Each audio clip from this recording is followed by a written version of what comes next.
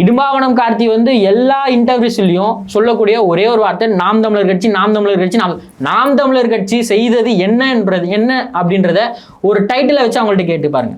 15 வருஷ அரசியல்ல மக்களுக்காக நீங்க என்ன பண்ணிட்டீங்க கேட்ட உடனே சொல்லுவாங்க, வழக்கு போட்டுட்டோம், அந்த வழக்குல ஜெயிச்சு நாங்க இருக்கிறதுனால தான் பரந்தூர் விமான நிலைய திட்ட வரல அப்படின்லாம் சொல்லுவாங்க. அப்போ மற்ற கட்சியெல்லாம் என்ன சும்மாவா இருந்தாங்க?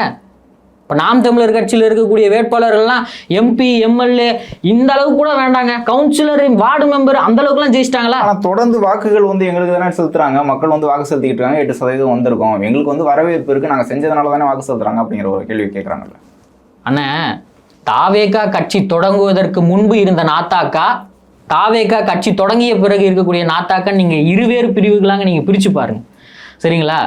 நாத்தாக்கா இதுவரைக்கும் 8% வாக்குகளை நீங்கள் பெற்று இன்னைக்கு வந்து ஒரு மாநில கட்சியாக அங்கீகரிக்கப்பட்டிருக்குன்னு நீங்கள் சொல்கிறீங்க, கரெக்டு தான், நான் இல்லை, நான் மறுக்கலை.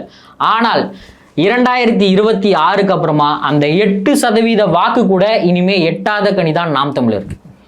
அவர்கள் இனி எக்காலத்திற்கும் தமிழக அரசியலில் காலூன்ற முடியாது, வேரூன்ற முடியாது. இல்லை, நாம் தமிழர் கட்சி உங்கள் மீது விமர்சனம் வச்சாலும் தாவேகாவும் தொடர்ந்து சமூக வலைதளங்கள்ல நாம் தமிழர் கட்சியும் சீமானவர்கள் தான் விமர்சனம் பண்ணிக்கிட்டு இருக்காங்க அப்படிங்கிற ஒரு கேள்வி வைக்கிறாங்கல்ல. எங்களை ஏன் வந்து கடுமையாக விமர்சிக்கிறீங்க அப்படிங்கிற ஒரு கேள்வி வைக்கிறாங்க. நாம் தமிழர் கட்சியினுடைய தலைவர் ஒருங்கிணைப்பாளர் சீமான் அவர்கள் என்ன சொல்லுவார் அப்படின்னா, காலையில் வந்து அவன் என் தம்பின்னுவார். தாவேகா தலைவர் விஜய் அவர்கள் என்னுடைய தம்பி, அண்ணன் தம்பிக்குள்ள நாங்கள் பேசி பண்ணுவார். அதுக்கப்புறம் சாயங்காலம் வந்து என்ன சொல்லுவார், திரை மயக்கத்தில் நீ போகிற, நீ வந்து திரைமயக்கத்தில் போய் சாவறனா நீ சாவக்கூடிய ஆளு தான் அப்படின்னு சொல்லுவார். அப்போது நீங்கள் யாரை கொச்சப்படுத்துறீங்க? ஒரு கட்சியினுடைய தலைவராக இருக்கக்கூடியவர்களா, இல்லை உங்களுக்கு வாக்களித்த அந்த 8%க்குள்ளேயே வாக்களித்த மக்கள் இருப்பாங்க இல்லையா, அவங்கள நீங்கள் வந்து ஏளனம் பேசுகிறீங்களா? அப்போது பொதுமக்களையும் நீங்கள் கீழ்த்தரமாக பேசுகிறீங்க, ஒரு கட்சியினுடைய தலைவரையும் நீங்கள் கீழ்த்தரமாக பேசுகிறீங்க. ஏன் இந்த மாறுபாடு? ஏன் உங்களுக்கு இந்த வகையான ஒரு மாறுபாடு எதனால் வந்துச்சு? ஏன் பயப்படுறீங்க?